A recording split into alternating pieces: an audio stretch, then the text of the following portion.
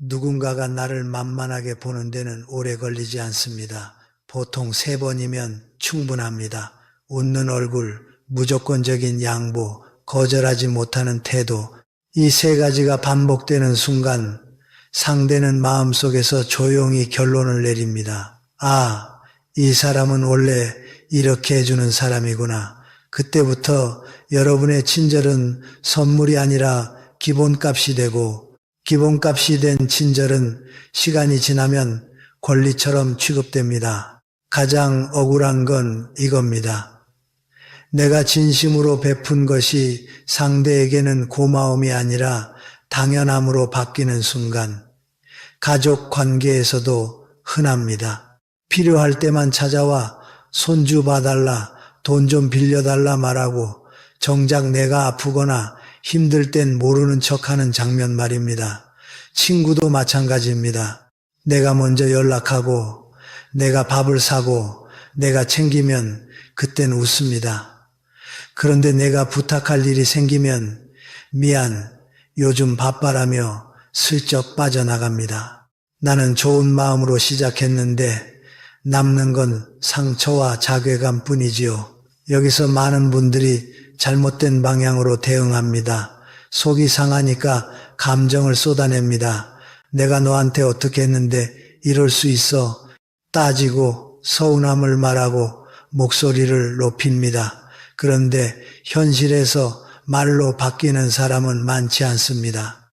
오히려 상대는 마음을 닫고 왜 또 잔소리야라는 반응으로 돌아서지요. 그래서 저는 다른 길을 말씀드리고 싶습니다. 화를 낼 필요도 싸울 필요도 없습니다. 상대의 태도를 바꾸는 가장 빠른 방법은 말이 아니라 내 행동의 신호를 바꾸는 것입니다. 그 출발점이 바로 이것입니다. 거절할 때 설명을 길게 하지 마십시오. 대부분의 무시는 여기서 시작됩니다. 부탁을 거절해야 하는 순간 우리는 상대가 기분 나빠할까봐, 내가 매정해 보일까봐 이해받고 싶어서 말을 길게 합니다. 아, 그날 병원 예약이 있어서요. 허리가 좀 아파서 오래 서 있기가 힘들 것 같고요. 지난번에도 무리했더니 다음날 너무 힘들었어서요. 이런 설명은 배려처럼 보이지만 관계의 힘의 구조에서는 정반대로 작동합니다. 말이 길어지는 순간 거절은 거절이 아니라 협상이 됩니다. 그리고 상대는 무의식적으로 이렇게 느낍니다. 아, 이 사람은 지금 내 허락을 구하고 있구나. 여러분은 단지 사정을 말했을 뿐인데 상대는 그것을 승인 요청으로 받아들이는 겁니다. 그때부터 여러분은 조용히 을이 됩니다. 왜냐하면 이유를 말하는 순간 상대는 해결책을 찾기 시작하기 때문입니다. 그럼 시간 바꾸면 되잖아. 병원은 다음에 가면 되지. 너 말고 누굴 부탁해. 네가 해줘야 편하지. 이런 말이 튀어나오는 이유는 간단합니다. 여러분이 설명으로 가능성의 문을 열어줬기 때문입니다. 여러분이 길게 말하면 말할수록 상대는 더 확신합니다. 결국은 해주겠지. 그리고 그 확신이 쌓이면 존중은 사라집니다. 무시는 아주 자연스럽게 시작됩니다. 그러면 어떻게 해야 합니까? 방법은 단순합니다. 짧게 말하십시오. 사실만 말하십시오. 결정처럼 말하십시오. 거절은 설득이 아니라 결정이어야 합니다. 그건 어렵겠습니다. 오늘은 다른 약속이 있습니다. 이번엔 제가 맡기 힘듭니다. 이 정도면 충분합니다. 여기서 중요한 건 차갑게 말하라는 뜻이 아닙니다. 표정은 온화해도 됩니다. 목소리도 낮아도 됩니다. 다만 기준을 흐릴 만큼 말이 길어져서는 안 됩니다. 품격 있는 사람은 친절하지만 친절의 경계가 있습니다. 도와주되 자기를 깎지 않고 배려하되 기준을 버리지 않습니다.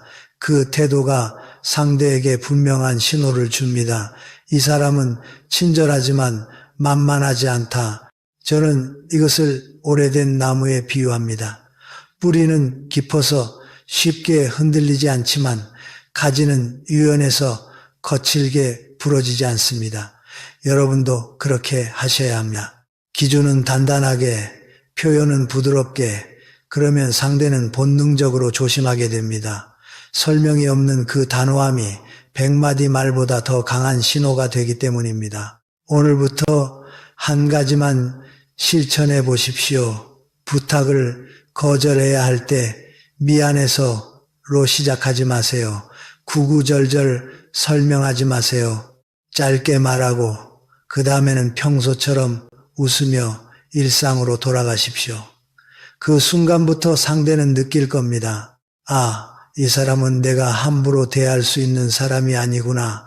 그 깨달음이 생기면 태도는 자연스럽게 바뀝니다. 여러분이 설명을 줄이기 시작하면 상대는 처음엔 이렇게 반응할 수 있습니다. 왜? 무슨 일 있어? 갑자기 왜 그래? 이때 많은 분들이 다시 흔들립니다. 아니 사실은 하며 또 설명을 늘어놓지요. 그런데 바로 그 순간 다시 예전으로 돌아갑니다. 상대는 확인하는 겁니다. 이 사람 여전히 내 눈치를 보나, 여전히 내가 밀면 넘어오나. 그 테스트에 걸리면 무시는 계속됩니다. 그러니 두 번째 원칙은 이것입니다. 화를 내지 말고 조용히 문을 닫으십시오. 말로 훈계하지 말고 감정으로 싸우지 말고 그저 행동의 제공을 바꾸는 겁니다. 이것이 가장 품격 있고 가장 효과가 빠릅니다. 예를 하나 들겠습니다. 어떤 어르신이 계셨습니다. 이웃에 젊은 직장인이 살았는데 처음엔 서로 정이 있었습니다. 출장을 가면 화분에 물을 주고 택배가 오면 대신 받아주고 과일을 사면 나누어 주었습니다. 젊은 이웃도 처음엔 고마워했습니다. 명절엔 선물을 챙기고 주말엔 청소도 도와드렸지요. 그런데 1년쯤 지나자 조금씩 선이 무너지기 시작했습니다. 택배를 어르신 집 주소로 미리 말도 없이 보내놓고 연락하면 아 그거요 하며 늦게 찾아갑니다. 고맙다는 인사가 줄어듭니다. 출장만 가면 당연히 화분은 알아서 물 주실 거라 생각합니다. 어르신이 깨닫습니다. 내 친절이 당연한 서비스가 되어버렸구나. 여러분, 이때 사람들은 보통 두 가지 실수를 합니다. 첫째, 폭발합니다.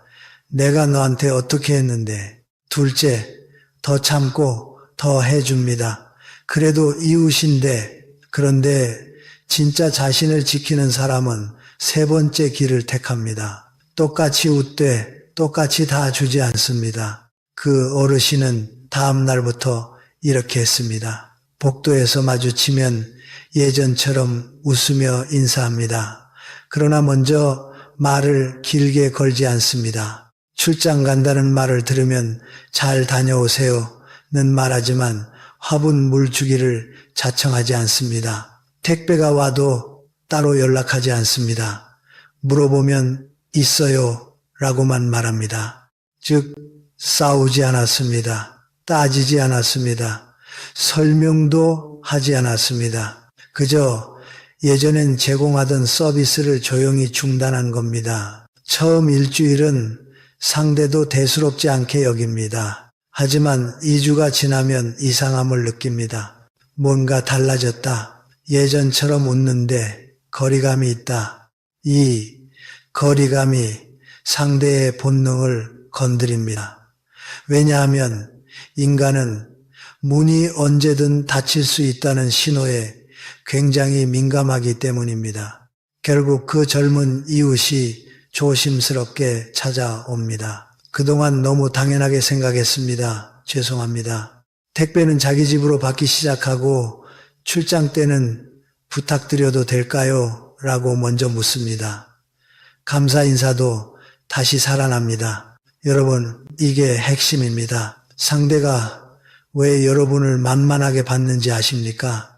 여러분이 마치 24시간 편의점처럼 늘 열려 있었기 때문입니다. 언제 가도 문이 열려 있고 요구하면 다 나오는 곳. 그런 곳을 누가 귀하게 여기겠습니까? 여기서 중요한 오해를 하나 풀어야 합니다. 문을 닫는다는 것은 인연을 끊는다는 뜻이 아닙니다. 절교하라는 말도 아닙니다. 예의는 유지하되 무례를 가능하게 만든 구조를 바꾸는 것입니다. 저는 이것을 조용한 물러섬이라 부릅니다. 말로 훈계하지 않으면서 행동으로 경계를 세우는 방식이지요. 이 방식은 싸움을 만들지 않습니다. 그런데도 효과가 강합니다. 왜냐하면 상대가 반박할 명분이 없기 때문입니다. 여러분이 무례하게 한 게 아니니까요. 여러분은 여전히 웃었고 여전히 인사했고 여전히 예의는 지켰습니다. 다만 예전처럼 다 주지 않았을 뿐입니다. 여러분도 오늘부터 이렇게 해보십시오. 상대가 선을 넘었을 때 즉시 설교하지 마십시오. 감정적으로 따지지 마십시오. 대신 예전엔 당연히 해주던 한 가지를 조용히 중단하십시오.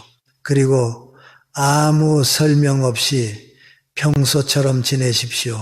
그러면 상대는 스스로 느낍니다. 내가 선을 넘으면 저 문이 닫힐 수도 있겠구나. 이 불안이 생기는 순간 사람은 알아서 예의를 차리기 시작합니다.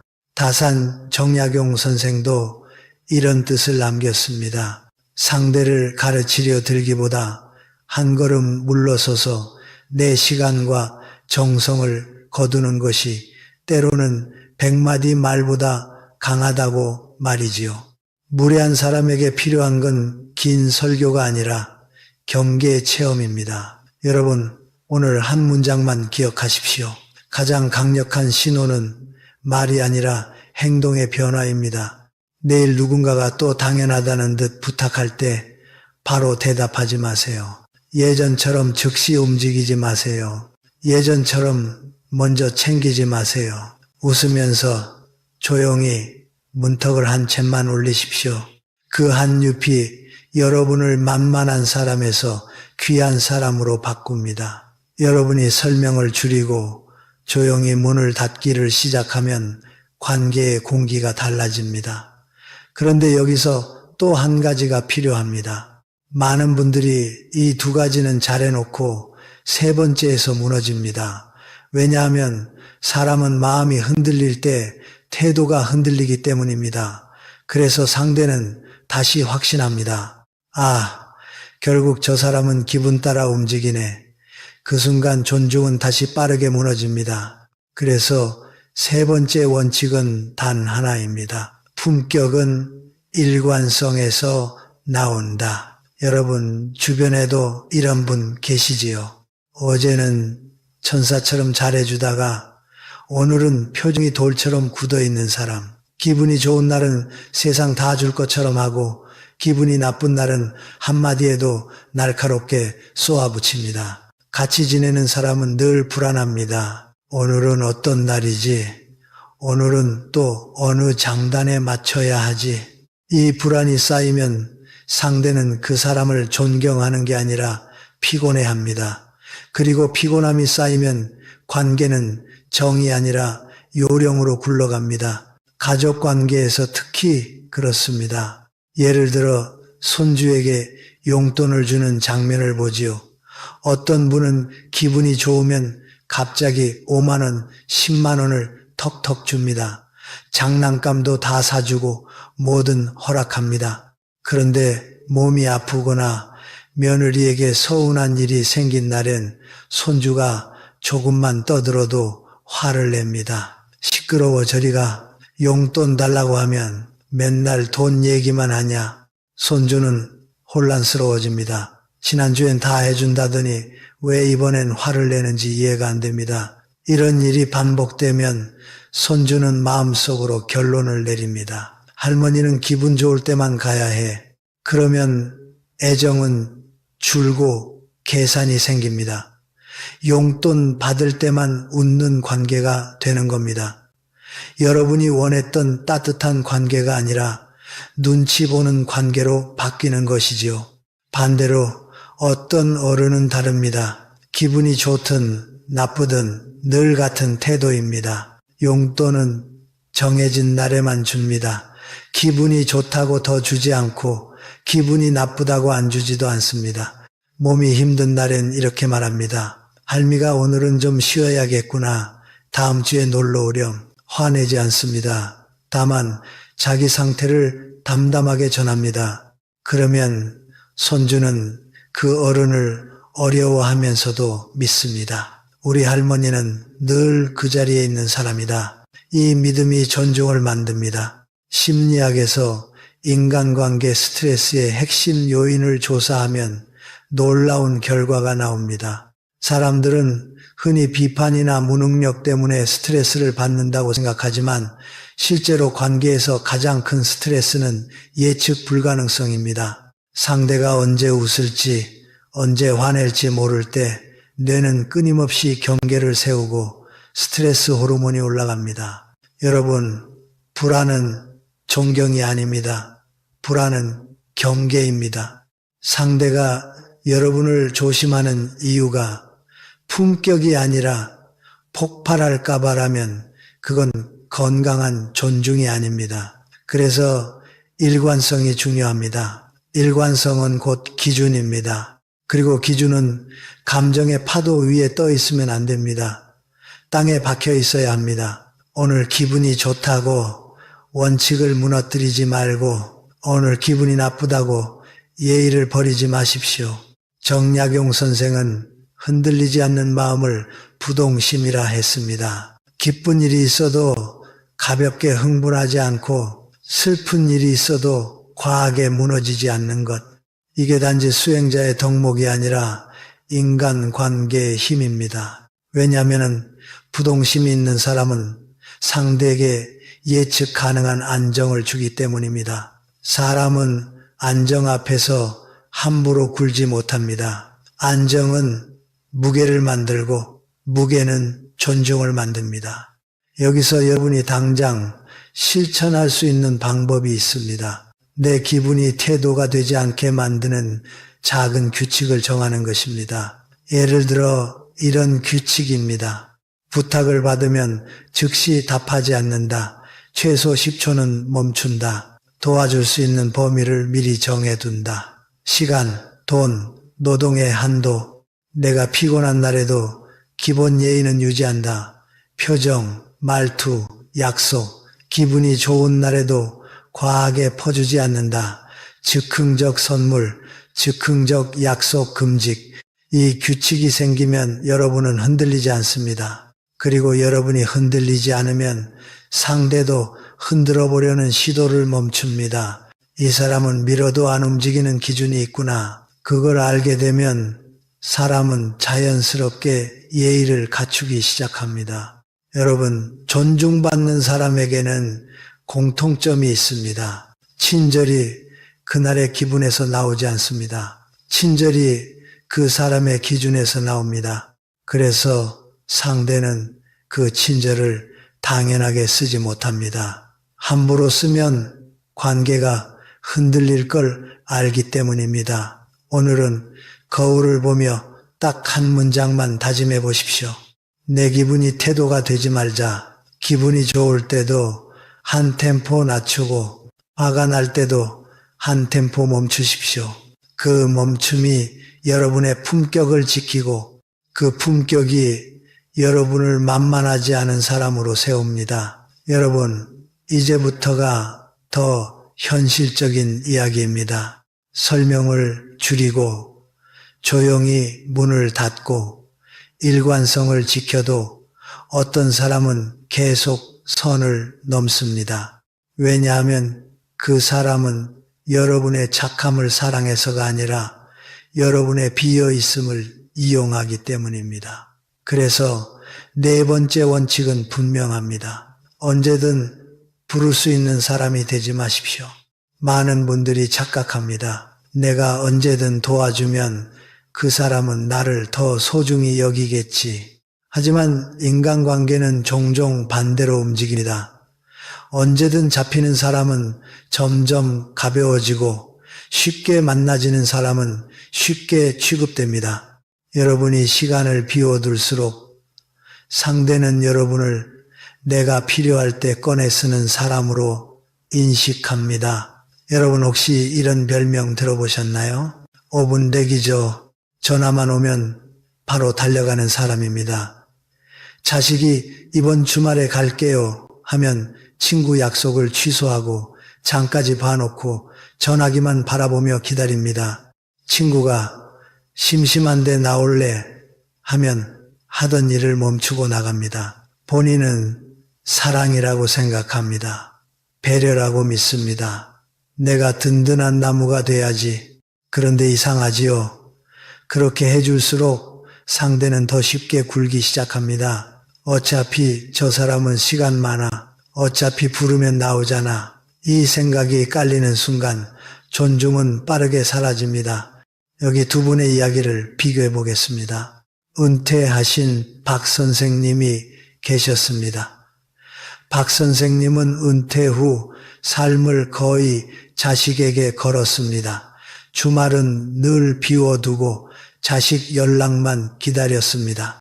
아들이 이번 주는 바빠서 못 가요 하면 그래 다음엔 꼭 와라라고 말하지만 속은 무너집니다. 주말 내내 TV를 보며 무기력해집니다. 그러다 보니 아들은 아버지를 이렇게 보게 됩니다. 우리가 안 가면 외로운 분, 돌봐드려야 하는 대상. 그래서 갈 때마다 마음이 기쁨이 아니라 의무로 눌립니다. 그 의무가 쌓이면 짜증이 되고 짜증이 쌓이면 관계는 더 차가워집니다. 아버지는 더 눈치를 보고 아들은 더 멀어집니다. 악순환이지요.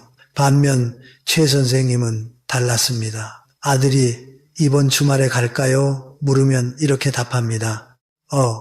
이번 주는 내가 바쁜데 등산 모임도 있고 센터도 가야 해서 시간이 안 맞네. 다음 주에 보자. 여러분, 최 선생님이 정말 바쁘셨을 수도 있고 별일 없었을 수도 있습니다. 중요한 건 사실이 아니라 신호입니다. 최 선생님은 자식을 기다리는 대신 자신의 삶을 채웠습니다. 그 순간 아들의 태도가 달라졌습니다. 아버지는 참 멋있게 사시네. 미리 약속 잡고 가야겠다. 아들은 아버지를 짐이 아니라 어른으로 대하기 시작합니다. 여러분의 시간이 귀해지니 자식도 여러분 시간을 함부로 쓰지 못하는 겁니다. 여러분, 이 차이는 큽니다. 무시당하지 않는 힘은 함께 있는 시간에서만 나오지 않습니다. 오히려 혼자서도 바쁜 시간, 혼자서도 채워진 삶에서 나옵니다. 사람은 비어있는 것을 가볍게 보고 채워진 것을 무겁게 봅니다. 정약용 선생의 유배 생활을 생각해 보십시오. 보통 사람이라면 외로움에 매달렸을 겁니다. 한양의 지인들에게 편지를 보내 나 좀 살려달라 빌고 관심을 구했을지 모릅니다. 그러나 선생은 달랐습니다. 고독을 구걸의 시간이 아니라 완성의 시간으로 바꿨습니다. 혼자서 학문을 갈고 닦았고 수많은 글을 남겼습니다. 그 고독의 밀도가 선생의 무게가 되었습니다. 무게가 있는 사람은 함부로 대하기 어렵습니다. 여러분도 오늘부터 똑같이 하실 수 있습니다. 방법은 거창하지 않습니다. 내 시간을 대기 시간이 아니라 예정된 일정으로 바꾸는 것입니다. 실천 방법을 드리겠습니다. 달력에 먼저 내 일정부터 넣으십시오. 운동, 모임, 독서, 산책, 센터, 취미, 가족이 시간 되세요? 물으면 1초 만에 응, 돼 하지 마십시오. 잠깐 멈추고 일정을 확인하는 척 하십시오. 가끔은 이렇게 말하십시오. 미안하지만 이번엔 내가 약속이 있네. 다음에 보자. 도와주는 날짜와 시간을 고정하십시오. 즉흥적으로 끌려가지 마십시오. 여러분, 이건 냉정함이 아닙니다. 가족을 사랑하지 말라는 게 아닙니다. 오히려 더 오래 사랑하기 위한 구조입니다. 내 삶이 비어 있으면 상대는 내 사랑을 값싸겠습니다. 내 삶이 차 있으면 상대는 내 사랑을 조심스럽게 받습니다. 기억하십시오. 사람은 내가 그들을 필요로 하지 않을 때 오히려 나를 더 귀하게 여길 때가 많습니다. 왜냐하면 그때 비로소 상대는 깨닫기 때문입니다. 이 사람은 나 없이도 잘 사는 사람이다. 그래서 더 함부로 대하면 안 된다. 오늘부터 여러분의 하루를 기다림으로 채우지 마십시오. 내가 먼저 비워놓는 시간을 줄이십시오. 그 대신 내가 먼저 채운 시간을 늘리십시오.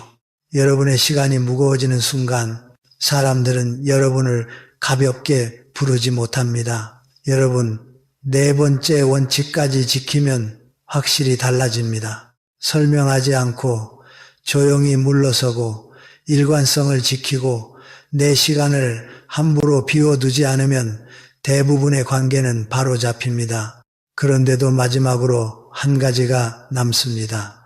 이 한 가지를 못 고치면 아무리 앞에 네 가지를 해도 다시 만만함으로 돌아가기가 쉽습니다. 그것은 바로 먼저 나서는 습관입니다. 먼저 나서는 순간 관계에서 아래로 내려갈 가능성이 커집니다. 이 말이 조금 차갑게 들릴 수 있습니다. 하지만 인간관계의 현실은 때때로 차갑습니다. 내가 먼저 나서서 해주는 친절은 처음엔 칭찬을 받지만 시간이 지나면 의무로 바뀌기 쉽습니다. 그리고 의무가 되는 순간 감사는 사라집니다. 심지어 불평이 생깁니다. 여기 부산에 사시는 67세 김명자 권사님의 이야기가 있습니다. 김 권사님은 참 부지런한 분이셨습니다. 교회에서 누가 시키지 않아도 예배가 끝나면 의자를 정리했고 식사가 끝나면 제일 먼저 고무장갑을 끼고 설거지를 하셨습니다. 처음 1년은 다들 말했습니다. 권사님 덕분에 저희가 편해요. 정말 천사세요. 그런데 2년이 지나자 분위기가 달라졌습니다. 사람들은 움직이지 않았습니다. 권사님이 하시겠지. 그 생각이 교회의 공기처럼 퍼져버린 겁니다. 그러던 어느 날 김 권사님이 몸살이 심하게 나서 예배를 빠진 적이 있었습니다. 권사님은 속으로 기대했습니다. 사람들이 걱정해 주겠지. 그런데 다음 주 교회에 갔더니 한 집사님이 이렇게 말하더랍니다. 아니 권사님, 지난주에 왜 안 나오셨어요? 권사님이 없어서 우리가 설거지했잖아요. 여러분, 이 말이 얼마나 잔인합니까? 권사님이 아팠다는 사실에는 관심이 없습니다. 그 사람이 한 일을 당연한 서비스로 여기고 있었던 겁니다. 이때 권사님이 깨달았습니다. 내가 먼저 나서서 했던 모든 일이 감사의 대상이 아니라 의무가 되어버렸다는 것을요. 심리학에서는 이런 현상을 단순히 상대가 나쁘다로만 보지 않습니다. 인간의 뇌는 요청하지 않았는데 공짜로 주어지는 것을 시간이 지나면 가치가 낮게 평가하는 경향이 있습니다. 즉, 내가 먼저 해줄게라고 내밀수록 상대는 점점 그 도움을 공기처럼 여기게 됩니다. 조직 심리학 연구에서도 비슷한 결과가 나옵니다. 똑같이 도와줘도 평가가 갈립니다. 상대가 도와주세요 라고 요청했을 때 도와주면 사람들은 이렇게 생각합니다. 귀한 시간을 내줬다. 고맙다. 능력 있는 사람이다. 즉 은인으로 존중합니다. 반대로 요청하지 않았는데 내가 먼저 나서서 제가 할게요 라고 하면 시간이 지나 이런 생각이 생깁니다. 저 사람은 원래 저걸 하는 사람, 시간이 맞나 보다, 존재감을 보이려나 보다. 그리고 마지막엔 가장 위험한 낙인이 찍힙니다. 우리보다 아랫사람인가? 잔인하지만 이런 식으로 관계의 위아래가 굳어지는 경우가 많습니다.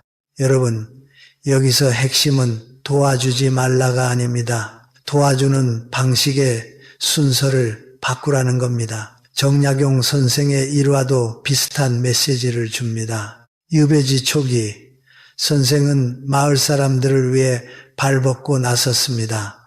농사법도 알려주고 병도 봐주고 모르는 게 있으면 먼저 가르쳤습니다. 처음엔 사람들이 고마워했습니다. 그런데 시간이 지나자 어떤 이들은 인사도 없이 찾아와 선생님 이거 좀 해주세요 라고 당연하게 요구하기 시작했습니다. 마치 맡겨놓은 것을 내놓으라는 듯 말이지요. 그때 선생은 깨달았다고 합니다. 내가 먼저 준 것이 화근이구나. 그 뒤로 선생은 태도를 바꿨습니다. 문제가 보이더라도 먼저 나서지 않았습니다. 그 사람이 직접 찾아와 가르쳐 주십시오라고 요청할 때 그때 비로소 한마디를 보댑습니다. 그러자 사람들은 그 한마디를 천금처럼 여겼고 선생을 더 존경했습니다. 여러분, 이 원칙을 한 문장으로 정리하면 이렇습니다. 먼저 나서서 도우면 하인이 되고 부탁받고 도우면 은인이 됩니다. 여기서 많은 분들이 두려워합니다. 요청을 기다리면 나는 이기적인 사람이 되는 것 아닙니까? 그렇지 않습니다. 오히려 그게 성숙한 어른입니다. 성숙한 어른은 내가 다 해줘야 관계가 유지된다는 착각에서 벗어납니다. 관계를 유지하기 위해 내가 먼저 무너지는 순간 그 관계는 결국 썩습니다. 건강한 관계는 상대도 책임을 지게 만듭니다. 상대의 입에서 부탁이라는 말이 나오게 만들어야 상대는 고마움이라는 감정을 배웁니다. 오늘부터 이렇게 해보십시오. 부탁받기 전에는 먼저 나서지 않기. 상대가 요청했을 때만 가능한 범위에서 도와주기. 도와줬다면 당연해지기 전에 횟수와 범위를 정해두기.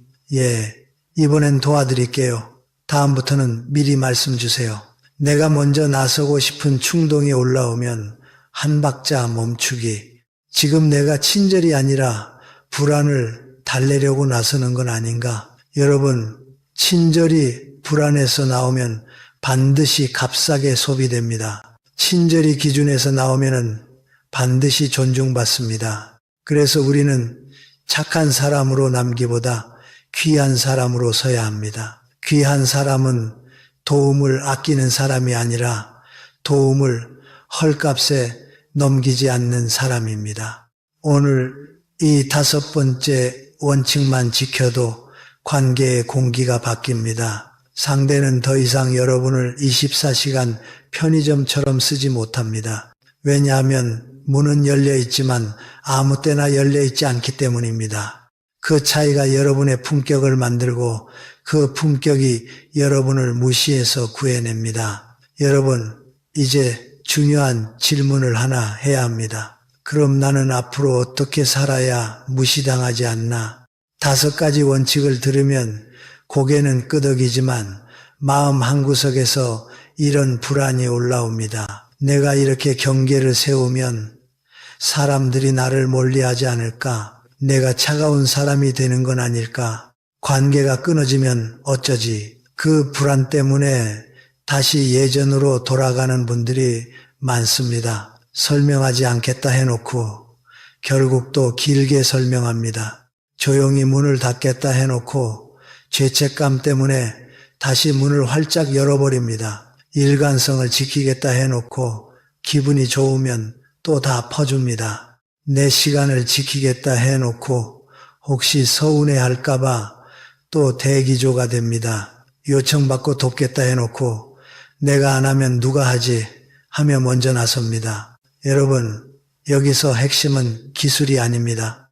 기술은 이미 알았습니다. 진짜는 마음의 중심, 즉 자기 대접입니다. 정약용 선생이 남긴 말 가운데 이런 뜻이 있습니다. 스스로를 귀하게 여기는 마음이 없으면 남도 나를 귀하게 여기지 않는다. 이 말은 아주 현실적입니다. 남이 나를 귀하게 여기게 만들려면 먼저 내가 나를 귀하게 대접해야 합니다. 그 대접은 화려한 옷이나 큰 소리가 아닙니다. 바로 내 친절의 값을 내가 정하는 것입니다. 여러분의 친절에는 값이 있어야 합니다. 값이 없으면 공짜가 됩니다. 공짜가 되면 당연해집니다. 당연해지면 무시가 됩니다. 이 흐름은 너무나 자연스럽습니다. 그러니 우리는 친절을 끊는 게 아니라 친절의 값을 회복해야 합니다. 그럼 친절의 값은 어디서 생기느냐?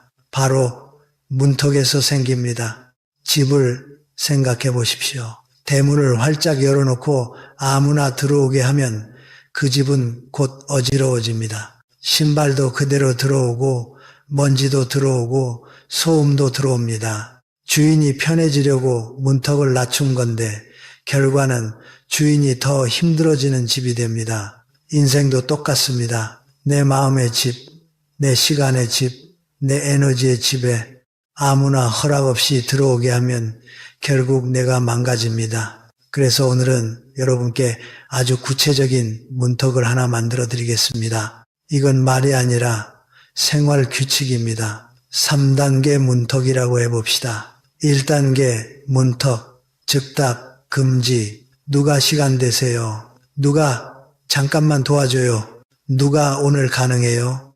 이때 1초 만에 응, 돼 라고 말하지 마십시오. 그 즉답이 여러분을 가벼운 사람으로 만듭니다. 대신 이렇게 하십시오. 일정 좀 보고 말씀드릴게요. 생각해보고 답 드릴게요.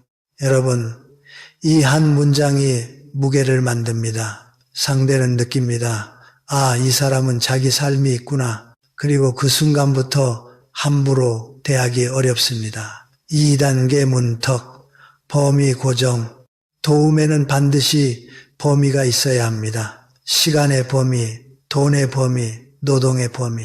예를 들어 이렇게 정하십시오. 손주 봐준 날, 주 1회 3시간. 돈 빌려주는 원칙. 가족이라도 한 번은 가능하지만 반복은 불가. 부탁을 들어주는 방식. 당일 요청은 거절. 최소 하루 전 요청만 가능. 여러분이 이런 기준을 세우면 상대는 여러분을 감정으로 움직일 수 없습니다. 기준은 감정의 공격을 막는 방패입니다. 3단계 문턱, 조용한 중단. 상대가 선을 넘었을 때 여러분은 설명하거나 설교하지 말아야 합니다. 그 대신 예전엔 당연히 해주던 것 중 한 가지를 조용히 중단하십시오. 예전엔 먼저 연락했다면 이제는 먼저 하지 않습니다. 예전엔 알아서 챙겼다면 이제는 요청이 있을 때만 합니다. 예전엔 기다려줬다면 이제는 기다리지 않습니다. 웃음은 유지하십시오. 예의도 유지하십시오. 다만 서비스는 중단하십시오.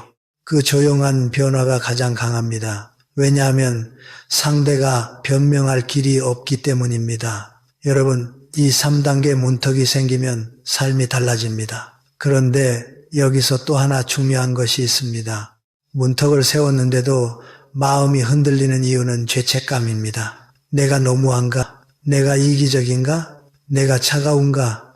여러분, 죄책감은 대개 두 종류에서 옵니다.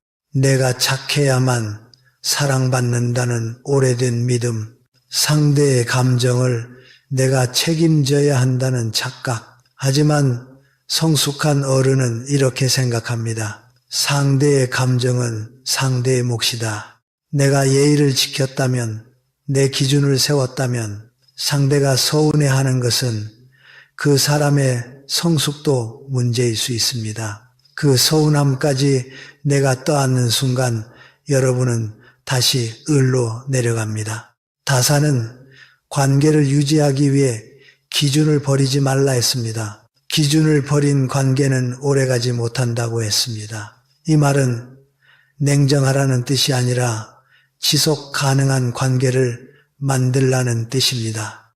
무너지면서 지키는 관계는 결국 원망으로 끝납니다. 원망으로 끝나는 관계는 사랑이 아니라 거래입니다. 여러분, 이제 마지막으로 한 가지를 분명히 하겠습니다. 무시당하지 않는 사람은 사람을 잃지 않기 위해 사는 사람이 아닙니다. 자기를 잃지 않기 위해 사는 사람입니다. 자기를 지키는 사람이 결국 관계도 지킵니다.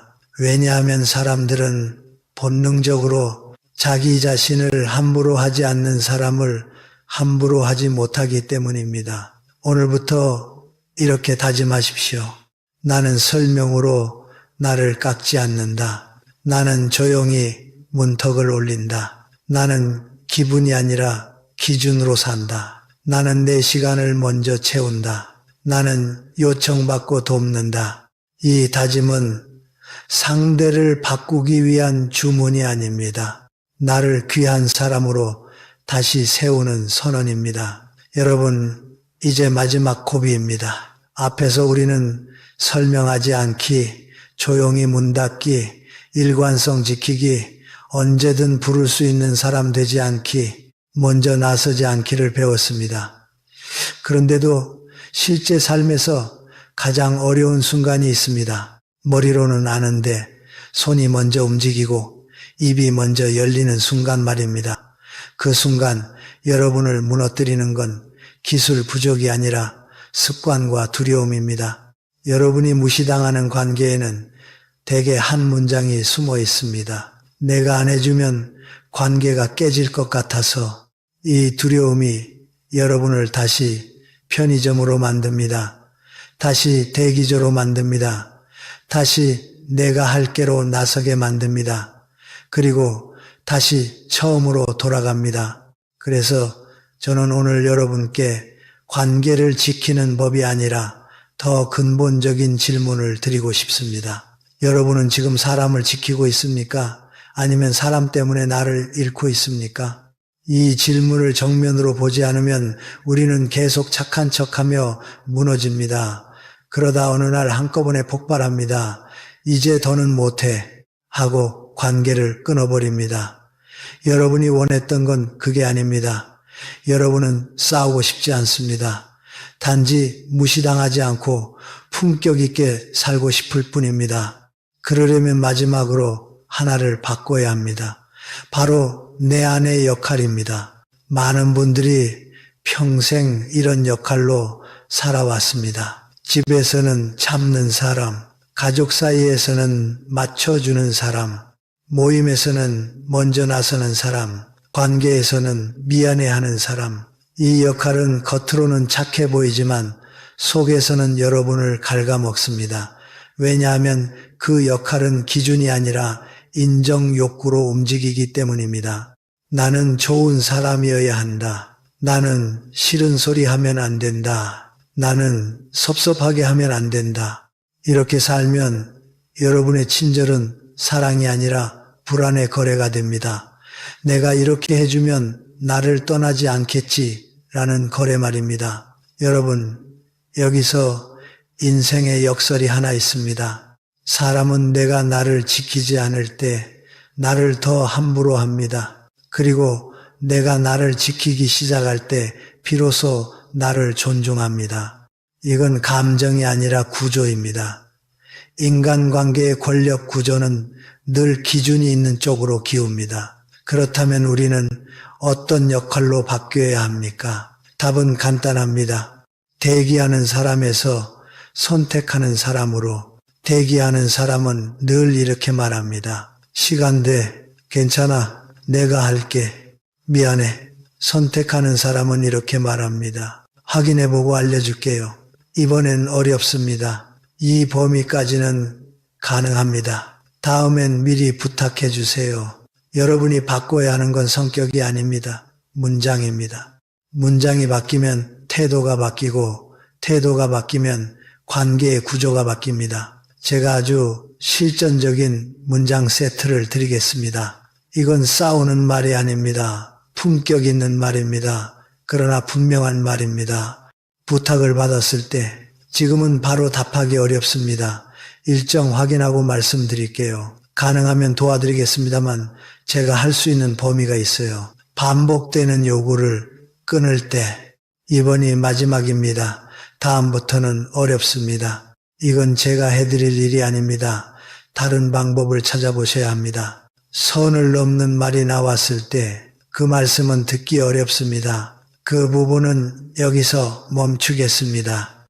여러분, 이 문장들은 차갑지 않습니다. 오히려 어른스럽습니다. 중요한 건 설명을 붙이지 않는 것입니다. 설명을 붙이는 순간 다시 협상이 됩니다. 다시 흔들립니다. 다시 무시가 시작됩니다. 그 다음 단계는 행동입니다. 여러분이 말로 경계를 세운 뒤에도 상대가 계속 밀어붙이면 그때는 설명이 아니라 조용한 중단이 필요합니다. 예전처럼 연락을 먼저 하지 않습니다. 예전처럼 도와주지 않습니다. 예전처럼 시간을 비워두지 않습니다. 그리고 아무것도 말하지 않습니다. 여기서 많은 분들이 참지 못합니다. 왜 내가 이러는지 말해야지 라고 생각하지요. 하지만 기억하십시오.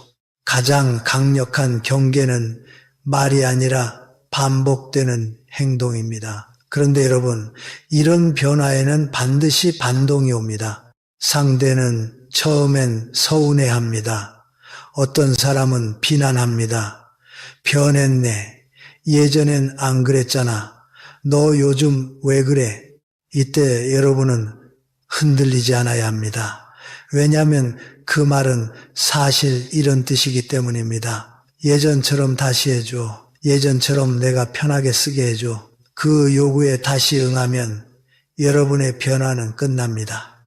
이때 여러분이 붙잡아야 할 기준은 딱 하나입니다. 나는 상대를 벌주려는 게 아니라 나를 지키려는 것이다. 이 마음이 흔들리지 않으면 죄책감도 줄어듭니다. 사람을 미워하지 않아도 됩니다. 사람을 끊어낼 필요도 없습니다. 다만 관계의 규칙을 바꾸는 겁니다. 여러분이 규칙을 바꾸면 관계는 세 갈래로 나뉩니다. 첫째, 진짜 좋은 사람은 더 좋아집니다. 여러분의 경계를 존중하고 더 예의를 갖추고 더 고마워합니다.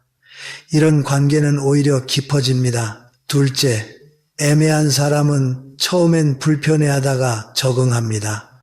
왜냐하면 사람은 익숙해지기 마련이니까요. 여러분이 흔들리지 않으면 그들도 새로운 규칙에 맞춥니다. 셋째, 나쁜 사람은 떠납니다. 여러분을 이용하던 사람은 더 이상 얻을 게 없으니 떠납니다. 여러분, 이게 손해입니까? 아닙니다. 오히려 인생에서 가장 큰 누수가 막히는 순간입니다. 그 사람이 떠나면서 여러분의 시간과 에너지가 돌아옵니다. 그 에너지로 여러분은 더 건강한 관계를 만들 수 있습니다. 정약용 선생은 유배지에서 혼자 있는 시간을 나를 완성하는 시간으로 바꿨습니다. 그 고독 속에서 기준을 세우고 마음의 중심을 단단히 잡았지요. 여러분도 마찬가지입니다. 혼자 있는 시간이 두려운 이유는 그동안 관계로만 나를 채웠기 때문입니다. 그런데 이제는 바꾸셔야 합니다. 관계가 나를 채우는 것이 아니라 내가 나를 채운 뒤 관계를 선택하는 삶으로 여러분 오늘 마지막으로 이렇게 연습해 보십시오. 누가 무리한 부탁을 하면 마음속에서 먼저 이렇게 말합니다. 내가 지금 지키는 건 상대의 기분이 아니라 내 인생의 문턱이다. 그리고 입으로는 짧게 말하십시오. 그건 어렵겠습니다. 다음에 미리 말씀해 주세요.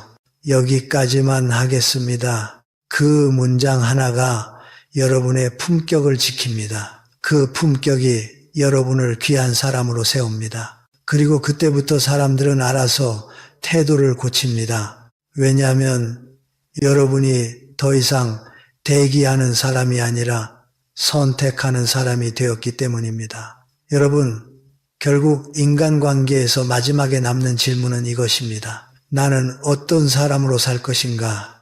착한 사람으로 살 것인가? 귀한 사람으로 살 것인가? 많은 분들이 착하게 살다 지칩니다. 그리고 지친 뒤에야 깨닫습니다. 착함이 사람을 모아주긴 했지만 그 착함이 나를 지켜주진 않았다는 것을요. 그래서 이제는 방향을 바꿔야 합니다. 착함을 버리라는 말이 아닙니다. 착함의 형태를 바꾸라는 말입니다. 친절을 유지하되 헐값에 넘기지 않는 친절, 배려를 하되 내 자존심을 깎아먹지 않는 배려, 그게 어른의 품격입니다. 우리가 앞에서 이야기한 5가지 원칙을 다시 떠올려 보십시오. 설명하지 않는다, 조용히 문을 닫는다, 일관성을 지킨다, 언제든 부를 수 있는 사람이 되지 않는다, 먼저 나서지 않는다. 이 5가지는 기술처럼 보이지만 사실은 한 문장으로 정리됩니다. 나는 내 삶의 주인이다. 주인은 손님을 환대합니다. 그러나 집을 내주지는 않습니다. 주인은 문을 열어줍니다. 그러나 아무 때나 열어주지는 않습니다. 주인은 온화합니다. 그러나 우습게 보이지 않습니다. 여러분도 이제 그렇게 살아야 합니다. 그런데 여기서 가장 큰 장애물이 하나 있습니다. 바로 습관적인 죄책감입니다. 내가 이렇게 하면 내가 나쁜 사람이 되는 건 아닐까? 내가 이렇게 거절하면 내가 정없는 사람처럼 보이지 않을까? 내가 선을 긋는 순간 관계가 깨지지 않을까? 여러분, 이 죄책감은 대부분 양심이 아니라 두려움에서 나옵니다.